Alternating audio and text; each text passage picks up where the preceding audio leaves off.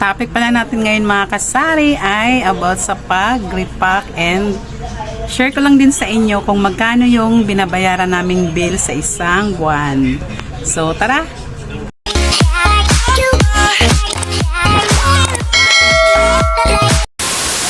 Tingnan niyo yung asawa ko.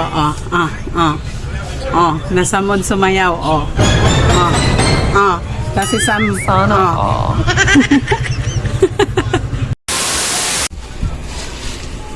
Hi! Ayan yung asawa ko mga kasari. Nagtatakal ng munggo. Ayan, tinatakal namin yan. Tigwa 1/4. Tapos yung bentahan namin yan is 35. Ang puhunan yan is 110. Ang kilo. Ayan.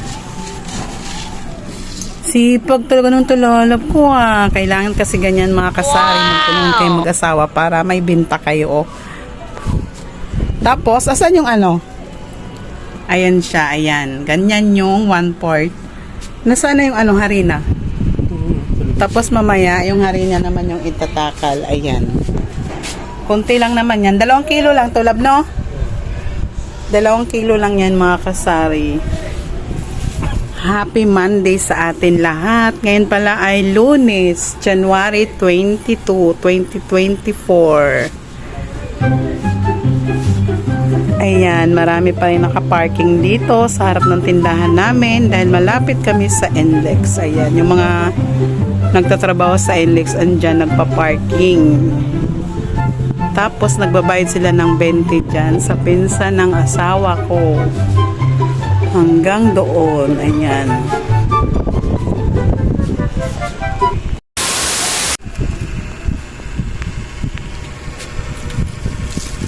Ayan tayo sa harina. Ayan, nag-repack yung asawa ko ng harina. Kanina munggo, ngayon yung harina. Ako yung nagbabantay, siya yung nagre-repack. Ayan, ganyan lang. Ano yan? Ilang, 1/8 lang? Yan, 1/8 lang yung inaano namin dyan. Tapos, 10 yung bintahan natin yan, di ba? 10 piso, ganyan, 1/8. Class A kasi yan mga kasari, yung binili naming harina. Yung hindi binubukbok. Yan. Tapos, ayan, may dilis din kami, saka, ano nga tawag nitong maliliit na hipon lab? Heavy, ayan. Galing yan sa Pangasinan nang umuwi kami. Tapos bumili kami niya, nadaanan namin. Mahangin ngayon, medyo mahangin pa rin. Ayan, mahangin ngayon. Kita nyo naman kasari, Dahil natapos na yung asawa ko mag-repack ng munggo sa kayong harina. Ayan naman, ang nirepack niya mga kasari, bigas. Ayan yung bigas. 60 ang kilo ng bigas namin. Pahingi ako ng konti. Pakita ko. Ayan siya, Maputi siya. Sa kabuo-buo yan siya. 60 ang kilo. Nakadami ka na palalabi. Ayun nagawa ng asawa ko mga kasari. Ayan. Nakadami na yung asawa ko, Ngayon ay repack day, Lunes. Ubos halos lahat, kaya ayan. Parang hindi umabot yung isang kaba ng isang linggo, no? Saglit lang. Yung 25 kilo mga kasari, parang hindi umabot ng isang linggo dito sa amin. Parang 3 days lang siya, ubos na. Saka yung mga tao dito, binibili nila kilo-kilo lang. Tinumba na naman to ni... Ay, nako talaga. Malapit ka na matapos, love, no? Ayan, malapit na siya matapos. Ako naman ay naligo. After magtakal ng bigas yung asawa ko, ayan naman yung nilabas niya yung mga chicherya. Kasi hindi pwede ilabas sa amin mga kasari pag umaga dahil mainit. So yan, ganitong time lang. Ayan, dyan niya sinasabi. Ayan.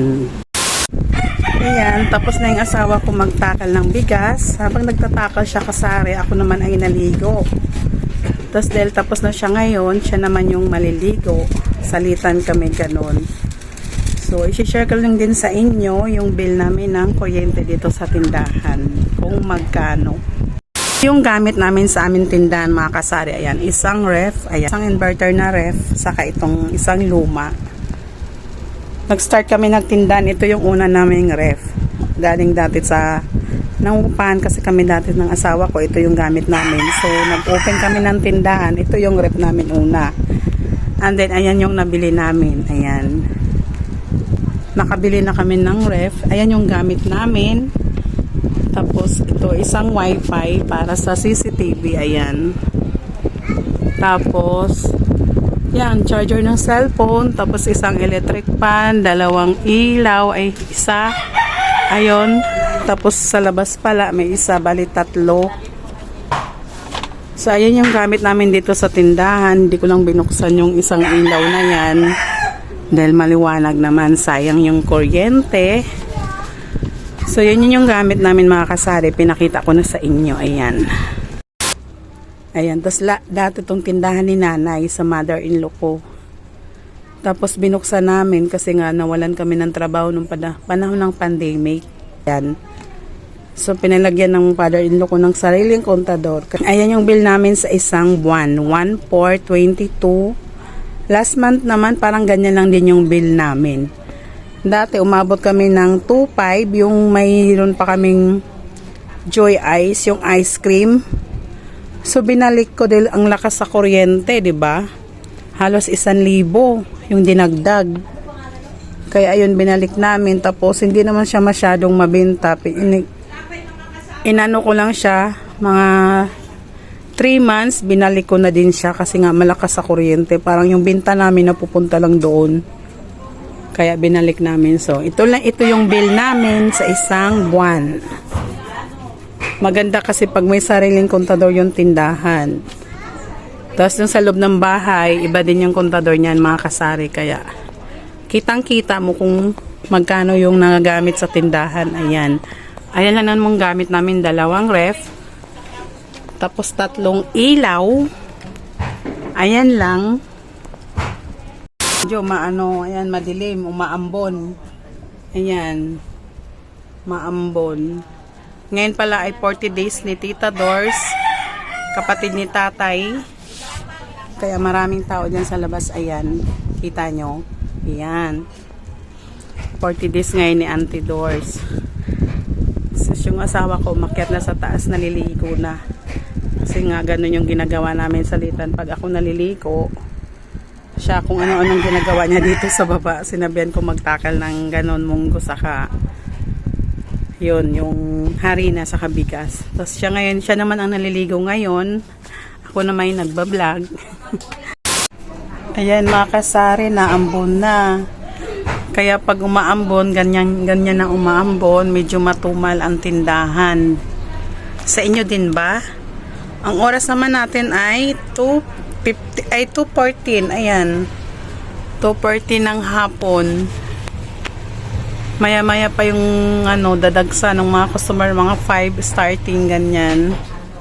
Hapunan, kung ano ng mga binibili. Mga ganitong oras, walang masyado pang nabili.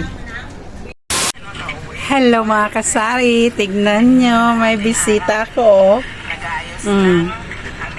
Tapos nanonood siya ng vlog ko. Ayan. Pakita mo nga, dali. Ayan, oh. Pakita mo, Sam. Oh. Dumaan kami sa kamalan sa nanay. Nakita niya sa YouTube. Ay, maganda ba yung vlog ni Ate Isel? Ha?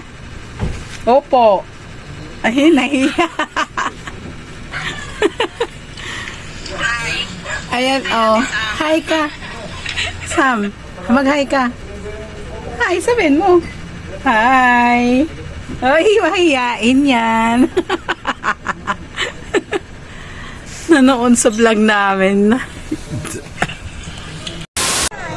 Ayan mga kasari, dito ko lang tapusin yung vlog ko. So, sa mga hindi pa nakasubscribe sa channel ko, pa-subscribe and pa-hit na rin sa notification bell para updated kayo sa channel ko. Mag-hi ka be. Hi, ayan si Samantha and Sarah Jane. Anak ng kapitbahay ko. Ayun lang, babu.